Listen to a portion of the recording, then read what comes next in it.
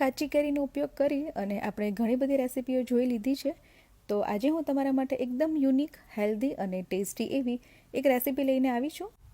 તો આજે આપણે બનાવવાના છીએ મગની દાળ અને કાચી કેરીનો હાંડવો, જે ખાવામાં એકદમ સરસ ટેસ્ટી લાગે છે. તમે તેને બ્રેકફાસ્ટ, લંચ કે ડિનર કોઈ પણ સમયે બનાવી અને સર્વ કરી શકો છો.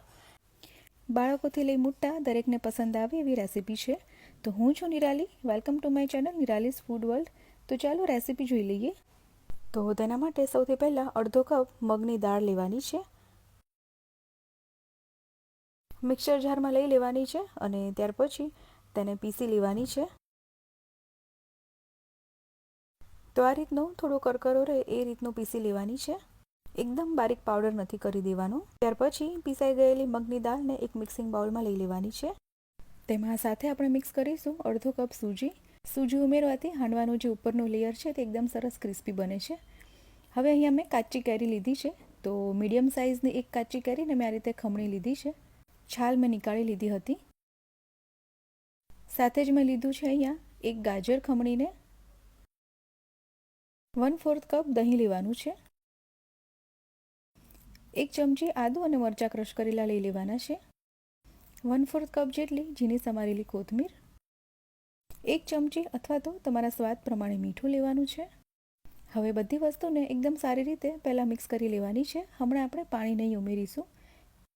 આ રીતે પહેલાં બધું મિક્સ થઈ જાય દહીં સાથે, ત્યાર પછી 1/4 કપ જેટલું પાણી થોડું થોડું કરી અને મિક્સ કરી દેવાનું છે.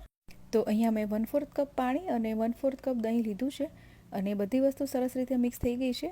હવે ઢાંકી દઈ અને 15 મિનિટ માટે રેસ્ટ આપી દેવાનું છે. તો 15 મિનિટ થઈ ગઈ છે અને બેટરની કન્સિસ્ટન્સી સેટ કરવા માટે આપણે ફરીથી 1/4 કપ પાણી ઉમેરવાનું છે. તો આ રીતનું હાંડવા માટેની જેવી જોઈએ એ ટાઈપની કન્સિસ્ટન્સી બની અને બેટર તૈયાર છે. હવે આપણે તેના માટે એક વઘાર તૈયાર કરી લઈએ. તો તેના માટે 2 ચમચી તેલ ગરમ કરવા મૂકવાનું છે. તેલ ગરમ થાય એટલે તેમાં અડધી ચમચી રાઈ. રાઈ સરસ ફૂટે એટલે તેમાં અડધી ચમચી જીરું, 1/4 ચમચી હિંગ, 8 થી 10 મીઠા લીમડાના પાન. થોડી સેકન્ડ્સ માટે વઘારને રહેવા દેવાનો છે. ત્યાર પછી જે બેટર તૈયાર કરીને રાખ્યું છે તેમાં વઘાર ઉમેરી દેવાનો છે. હવે વઘારને એકદમ સારી રીતે બેટરમાં મિક્સ કરી દેવાનો છે. આ રીતે હાંડવો બનાવતી વખતે બેટરમાં પહેલાં એક વઘાર કરી લેવાથી એકદમ સરસ ટેસ્ટ અને ફ્લેવર આવે છે. વઘારમાં મીઠો લીમડો ખાસ ઉમેરજો, એની બહુ જ સરસ ફ્લેવર આવે છે. તો બેટર આપણું રેડી છે. હવે હાંડવો એકદમ સરસ સોફ્ટ બને તેના માટે અડધી ચમચી ખાવાનો સોડા ઉમેરી દેવાનો છે. સોડાને એક્ટિવેટ કરવા માટે ઉપર લીંબુનો રસ નીચોવી દેવાનો છે. અડધું લીંબુ લીધું છે. ત્યાર પછી એકદમ સારી રીતે બંને વસ્તુને મિક્સ કરી લેવાની છે. તો હવે હાંડવો બનાવવા માટે બેટર આપણું બની અને બિલકુલ તૈયાર છે. હવે આ રીતની રાઉન્ડ શેપની હેવી બોટમવાળી કઢાઈ લેવાની છે. અહીંયા તમારે જે ફ્લેટ પેન આવે છે એ નથી લેવાનું. તેમાં 2 ચમચી તેલ ગરમ કરવા મૂકવાનું છે. તેલ ગરમ થાય એટલે તેમાં 1/4 ચમચી રાઈ. રાઈ સરસ ફૂટે એટલે તેમાં 1/4 ચમચી જીરું, 1 સૂકું મરચું, 4 થી 5 મીઠા લીમડાના પાન. ત્યાર પછી તેમાં બેટર લઈ લેવાનું છે. તો 2 નાના સ્કૂપ ભરી અને બેટર લીધું છે અને આ રીતે એકદમ હળવા હાથે તેને રાઉન્ડ શેપ આપી દેવાનો છે. હવે ઢાંકી દઈ અને ગેસ ધીમો રાખી 2 મિનિટ માટે કૂક કરી લેવાનું છે. 2 મિનિટ થઈ ગઈ છે, આપણે ચેક કરી લઈએ.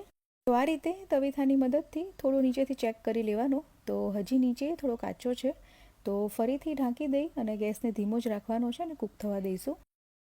તો બીજી 2 મિનિટ માટે મેં કૂક કરી લીધો છે હાંડવાને અને નીચેથી પણ હવે એકદમ સરસ રીતે તે ક્રિસ્પી થઈ ગયો છે.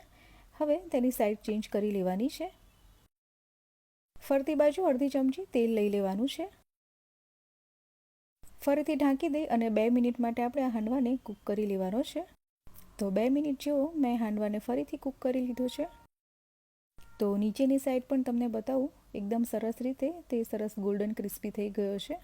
તો આ રીતે નીચેની સાઈડ પણ આ રીતનો ગોલ્ડન કલરનો અને ક્રિસ્પી લેયર થાય ત્યાં સુધી કૂક કરી લેવાનો છે અને ગેસ તમારો ધીમો હશે તો જ આ રીતનો સરસ કલર આવશે હાંડવામાં, નહીં તો તે એકદમથી બળી જશે.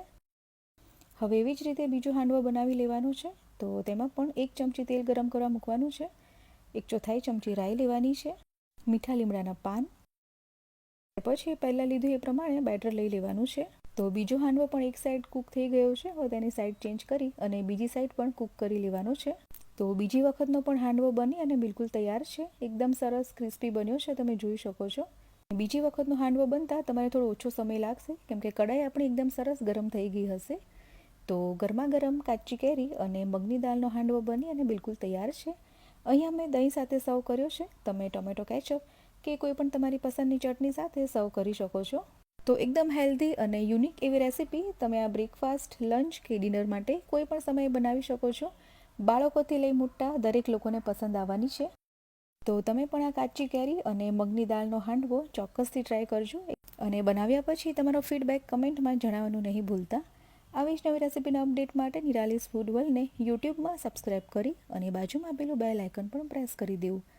તો ચાલો ફરી મળીએ નવી રેસીપી સાથે. ત્યાં સુધી બાય બાય, ટેક કેર.